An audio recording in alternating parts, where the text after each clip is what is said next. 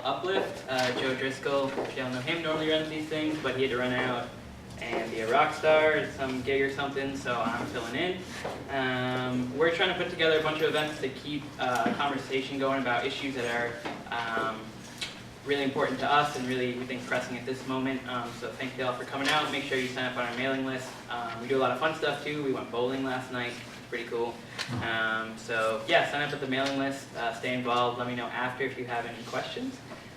So yeah, tonight is about the climate, ahead of the climate march. Or the March for Science, I guess, which is this weekend or Saturday. Saturday. Yeah. So yeah, thanks a lot for coming out. I'm gonna announce Yvonne now, Yvonne Chu, with Climate Change Awareness in Action. And we're gonna do 3 speakers. We're gonna do one after the other, and we'll do questions after each speaker, and then at the end too, we'll do a little discussion thing. So yeah, thanks. Hi, my name is Yvonne Chu. I have been living here in Syracuse for about 2 years now. I'm originally from Southern California, and 2 years ago when I moved here, I got involved with Climate Change Awareness in Action, which Pete is a part of, he's speaking after me. And right now, the Climate Change Awareness in Action is the main organizing group that is organizing the People's Climate March on April 29th. And I really encourage everybody here, if you don't know about it, or if you haven't decided if you wanted to go yet, to either go to our events or go to the People's Climate March in Washington, D.C., or any other local ones that you may be nearby on that day. It's really important that we do things like attending the People's Climate March, because climate change it's a big topic that I feel is very underplayed.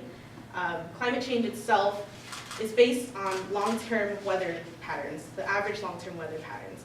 And here in Syracuse, we're kind of lucky where we're buffered by a lot of these changes, and it's not so obvious to us that climate change is happening here. So, you know, things like the People's Climate March really opens up people's eyes, educates them about climate change, how it's affecting the world, how it affects people, how it affects, you know, just life in general, from now until future generations and past. And it's really important that people have the opportunity to go out there and really learn about climate change. There's a few facts or a few things I wanted to kind of go over about what we want people to get out of the People's Climate March. And the 2 main things that I really want to emphasize is that we want them to take action and be proactive and not reactive to climate change.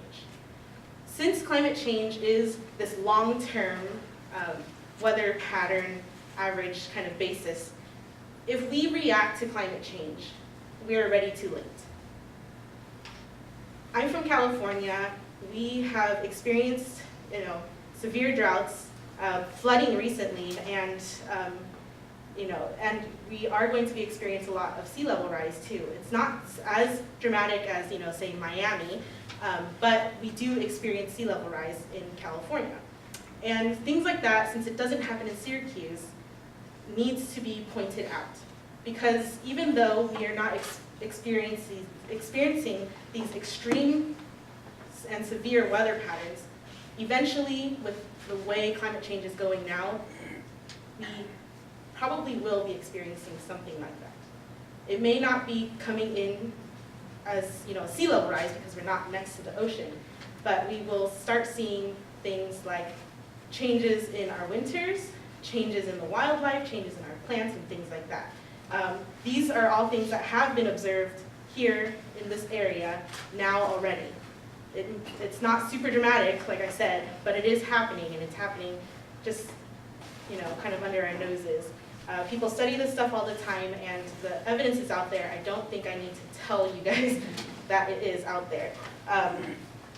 Now, in terms of being proactive versus being reactive, what I mean by saying proactive is that we act now and in the future, to make changes to the way we use our energy, the way we source our energy, our lifestyles, and for the people that we choose to represent ourselves in government. And that all needs to happen immediately. This is not something that we can wait around for. Because like I said, climate change, long-term thing. If it's already happening now, which it is, we're already too late to react to this stuff. Reacting is just going to be us holding ourselves as high as possible above the water before we drown, and that's not what we want to do. We are spending way too much money and too much time reacting when we can be proactive about this stuff. Now, changing to renewable energy is one way to be extremely proactive. You are taking away the fossil fuels that contribute to the increase in CO2 in the atmosphere. And that is the main thing that is really propelling climate change at the rate that it's going. And I really, really think that everybody should make a stance and speak up about this stuff.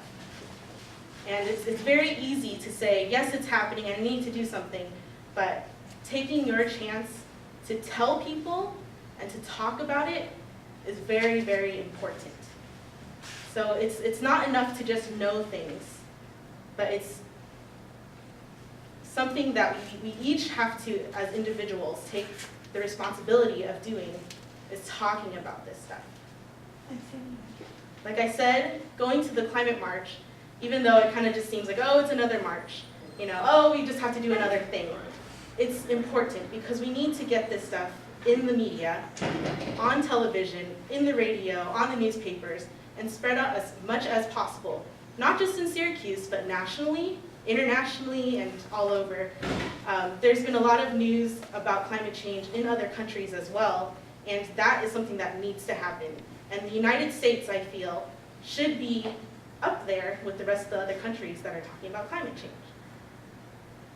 So I just want to take this opportunity to really say, be proactive about climate change.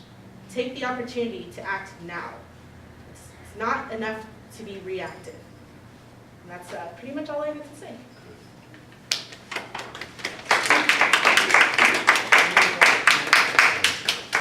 So I guess I'm supposed to answer questions if anybody has questions. Do you think there's any specific action, like how much like can municipal governments and lower level of governments have on the effect of reducing our fossil fuel consumption in terms of being proactive? Because it seems like it's going to be hard to be proactive at a federal level for at least a few years. So do you have any ideas, or did your group do anything on kind of like more municipal or state action in terms of being proactive in that sense, and how can people kind of get involved in that? Right, so I think Pete's going to talk a little bit about that. Well, either that or I could answer some questions also, or? Yeah. I mean, I was going to say, in terms of municipal, having your municipalities switch over to like solar or some other renewable resource is actually something that they can do. And here in Syracuse, it's not Onondaga County. Onondaga County actually does have solar panels that helps with the energy used there. And I'm going to be talking about community solar and municipalities taking advantage of solar energy improvement. Correct. So that's an option. You can also encourage your municipalities to do so as well, and to switch over. So if you know your municipality isn't on renewables, that's something that you can pressure them to get towards. Yeah, actually, in terms of action on a local level, and the way I look at it, if you're a homeowner, like I put panels on my house in 2012. It's about a 5K system. Out of pocket, it was like $6,000 and change. The system will probably pay for itself in about 9.5 years.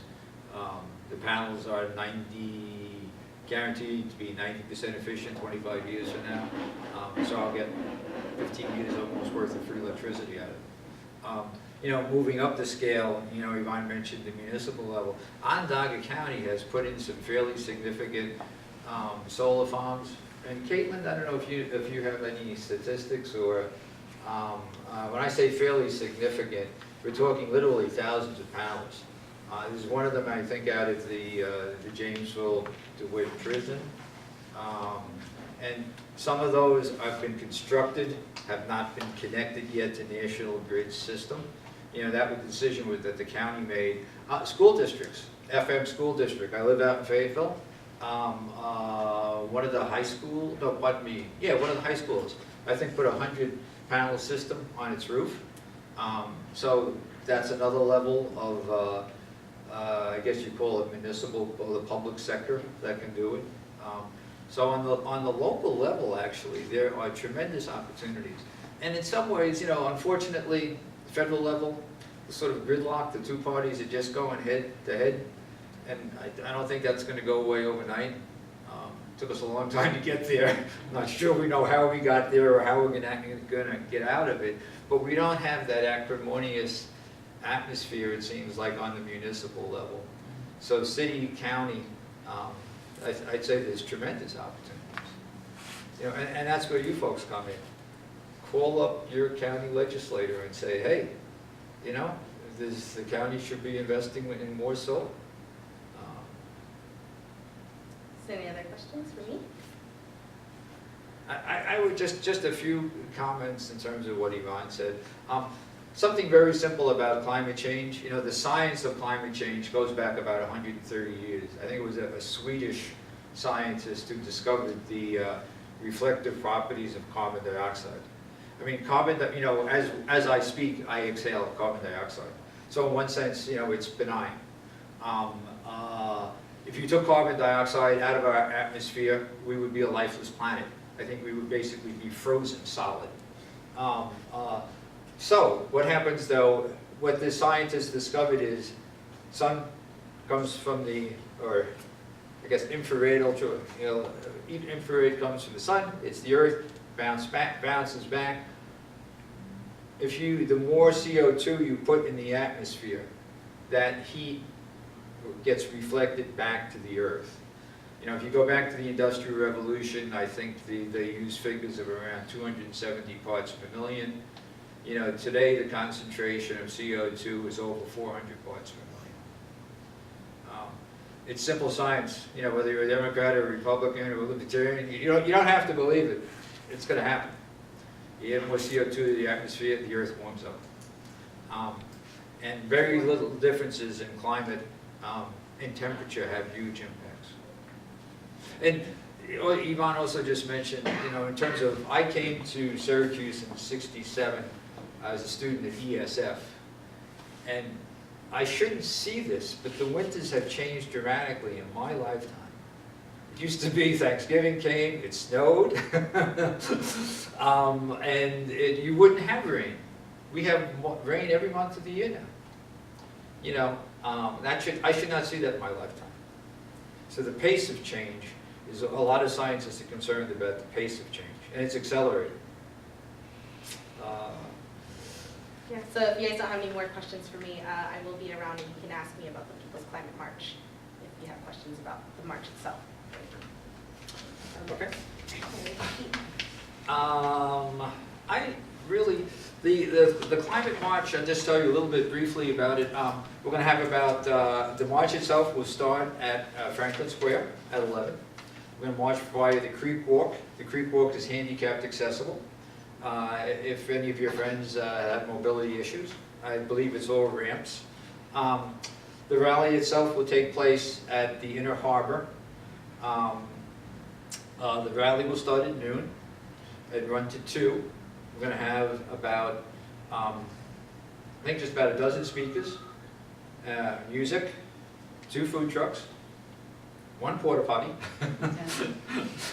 We're not asking folks to hold it for 2 hours. So I think, and we're going to have a dozen electric hybrid vehicles. If you're in the upper echelons of income, you can look at the $90,000 Porsche that we'll have there. We'll have some Teslas. We'll also have some more vehicles probably some of us might be able to afford. The new Chevy Volt. So we'll have a dozen electric vehicles with owners. And one of the dealerships, I think, is actually bringing 6 cars. So they'll have, literature, etc. We're going to have about 20 plus vendors, a number of companies that install solar. It never hurts to get a free estimate if you're a homeowner. And Caitlin will tell you about community solar. Yes. Yes. With community solar, you don't have to be connected to your panels. Caitlin will explain. Companies that install geothermal, organizations that work on a variety of issues impacting upon climate change, energy policy in New York State, etc. So, you know, we think it'll be a family-friendly event. I think it should be a really nice day. People have any questions? Zach, and then, I think I saw on an email that your list of speakers, and I think one of them was a constitutional law professor. I'm not sure if he's constitutional law, but he is a law professor. Oh, that's right, it's a law. Is it Yes, Thomas I think Coward? actually there's, well, one was an environmental lawyer, and the other is an environmental law professor. Okay. It will also be signed, by the way. If any of your friends are hearing in bed, there will be someone to sign the event. And did you have a? Yeah, just my biggest worry now is that we're doing all these marches, which are great, and then my biggest worry is that the energy is going to kind of fizzle. So I was wondering if you have, like, kind of talk about the work that you do outside of marches and, like, kind of how to keep up that energy Right. after the big events. Right. Well, I mean, actually, that's a very good concern, and we Yeah. talked about that when we organized the event in terms of our goals. I mean, one of the things is we will have about 20 volunteers. We will have people going around with clipboards, and we'll make an announcement from the stage, sort of addressing that issue, that, you know, this is not a sprint. This is a marathon. You know, this is long haul work. That, forget about the current administration, the president after that. We need to have the community understand what the reality of climate change. Needless to say, for the next 4 years, well, I shouldn't say needless, probably for the next 4 years, you know, the policies coming out of the Trump administration will be hostile. You know, they're trying to cut back significantly on the EPA, you know, trying to cut back on the Clean Power Plan under the Obama administration.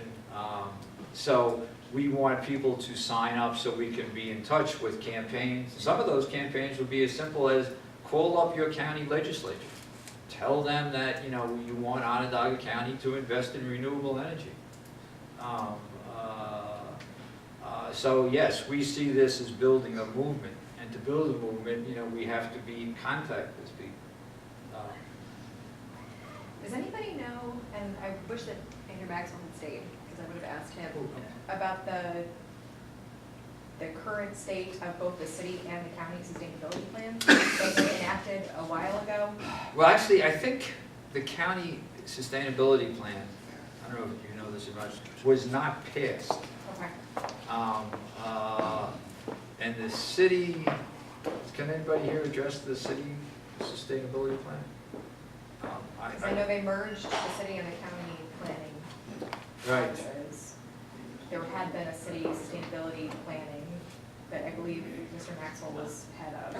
Yes, at one time Andy was, yes. Yeah, so I'm just curious, there seemed to be energy coming from within the city and county to do something about it. I'm just not sure why it fizzled out. You know, I don't know the history, but that's, you know, right now we're so focused at organizing the climate march. I mean, when you organize these things, I mean, it's amazing how many details there are. But once the dust settles and we sort of like, you know, regroup, I mean, one of the things will be, you know, deciding as an organization is like, what do we do next? And I think some of the, I mean, my 2 cents, I get 1 vote on the committee, would be to talk about, okay, let's focus on Onondaga County, like maybe the sustainability plan. I really have no idea why it didn't pass, whether that's would be something very difficult or mission impossible for some reason to pass. But you know, maybe that's a project we could take on. Also, I mean, one of the things we will probably refocus on is education. I mean, there's so much great material out there. It's really a question of getting, I think, the information out to people. I mean, we have 3 films, A Sea Change, which is about ocean acidification. You know, people think of warming. Well, when you add CO2 to the atmosphere, a tremendous amount gets absorbed by the oceans. You take CO2 and H2O, and now you have carbonic acid. I mean, basically, the oceans are acidifying. And there's a really great film called The Sea Change that talks about that. So anyway, we have 3 films currently available for free. For schools, you know, for having your friends over for some evening, for getting it into a church. I mean, that's another project I think we'll probably focus on after the rally is over. Caitlin, I don't want to take away from your time, because I think I already have. May I just say something about your question about things fizzling out after the marches? Having been in a couple climate marches in Washington in the past, and then the Women's March in Washington in January, you only feel more inspired afterwards.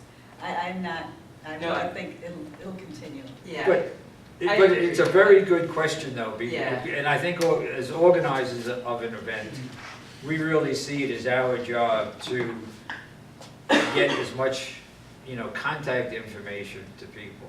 So then to reach out again and say, hey, what are you interested in? What do you want to do? What committees you want to get involved with?